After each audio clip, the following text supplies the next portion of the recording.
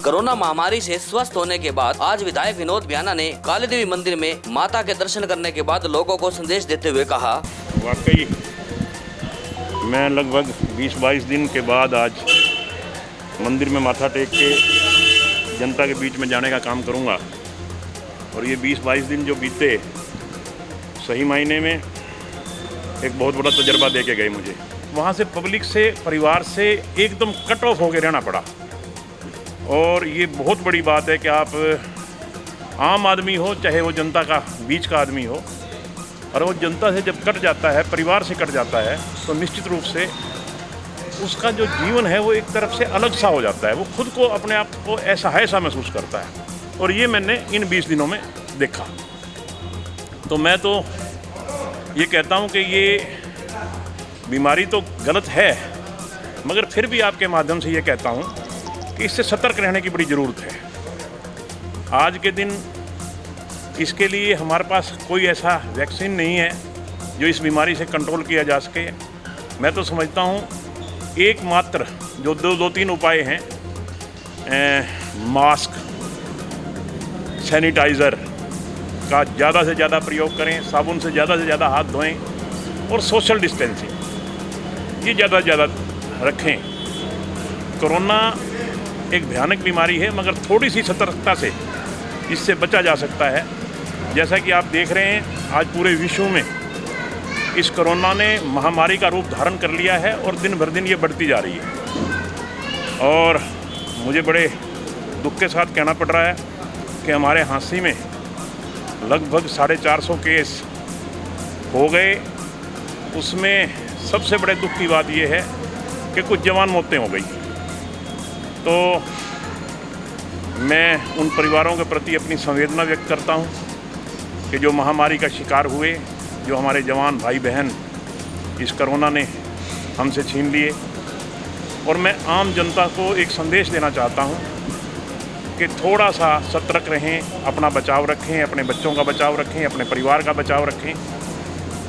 और जो 2-3 चीज़ें सरकार की तरफ से भी बार बार हिदायत दी जा रही है, सोशल डिस्टेंसिंग रखें, मास्क का प्रयोग, सबसे बड़ी जो चीज़ है मास्क का प्रयोग ज़रूर करें, और सैनिटाइज़र से हाथ साफ़ करें। थोड़ी थोड़ी देर में जब भी आप खाना खाएं, पानी पिएं, कुछ भी लें, उससे पहले साबुन से हाथ ज़रूर धोएं।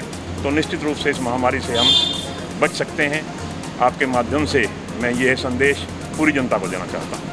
हाँसी के लिए तो अभी आपको जैसा बताया है, मैं 20-22 दिन बाद निकला हूँ। हमारी बहुत से काम पाइपलाइन में थे। अब चंडीगढ़ जाऊँगा कल, उनको संभालूँगा। और हाँसी की डेवलपमेंट के लिए मैं दिन रात एक करूँगा।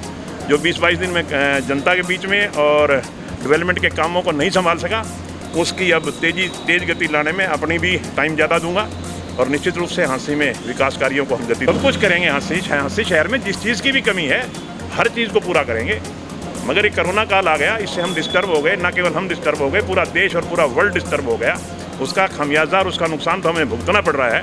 मगर निश्चित रूप से जो हमारे मन में है हाँसी शहर के प्रति, वो हम पूरा करेंगे। अध्यादेश को एक राजनीति करना अलग बात है। आप देखिए, इस पे खामखामी कांग्रेस के लोग राजनीति कर रहे हैं। सही मायने में मोदी जी की दूरदृष्टता, जब से मोदी जी प्रधानमंत्री बने, उनका सिर्फ और सिर्फ एक ही दिमाग में है कि हर वर्ग का भला कैसे हो सके। आज उन्होंने किसान के हित में 3 अध्यादेश लाए हैं वो।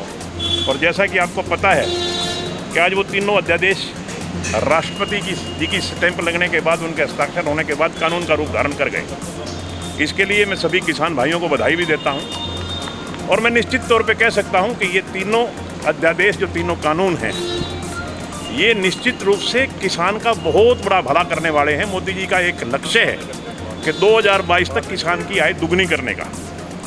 राजनीति एक अलग बात है, राजनीति करके आप किसान का बुरा ना करिए, ऐसा मैं उन भाइयों से कहना चाहता हूं जो आज कांग्रेस के नाम पे किसान के नाम से राजनीति कर रहे हैं, कि आप कम से कम किसान के हित का ध्यान रखें। जो मोदी जी और भारतीय जनता पार्टी जो अध्यादेश लेके आई है, जो कानून का रूप धारण कर गए, वो निश्चित रूप से किसान के भले के लिए हैं। एक ही बात है एमएसपी पे कोई बात है नहीं, एमएसपी तो 100% रहेगी। किसान को एक अलग से अपनी फसल बेचने की एक अलग से इंडिपेंडेंस मिल गई, आज़ादी मिल गई कि वो चाहे मंडी में ले जाए। मंडी कोई ख़त्म नहीं हो रही, एमएसपी ख़त्म नहीं हो रहा। किसान की अपनी मर्जी है, वो हाँसी में अपनी फसल बेचे, महम में बेचे, दिल्ली में बेचे, जयपुर में बेचे, बीकानेर में बेचे। तो ये किसान को एक ऑप्शन मिल रहा है। तो निश्चित रूप से जो कोई अदर ऑप्शन मिल रहा है तो किसान के भले के लिए, नहीं तो मंडी में ही बेचनी है तो मंडी तो है ही ऑप्शन, उसमें तो कोई बंद कर ही नहीं रहा उस ऑप्शन को, ना कोई एमएसपी को बंद कर रहा है। इसलिए ये खामखा की राजनीति बंद करें और किसान के हित में जो अध्यादेश आए हैं, जो कानून आए हैं, उनमें सरकार के साथ मिलकर अपोजिशन को भी किसान के भले की सोचनी चाहिए। नहीं, हम सरकार बहुत बढ़िया ढंग से चल रही है, हलचल किस बात की चलनी है, हलचल तो चल रही है, सरकार चल रही है मस्ती से, सब कुछ ठीक ठाक चल रहा है, कोई दिक्कत है नहीं।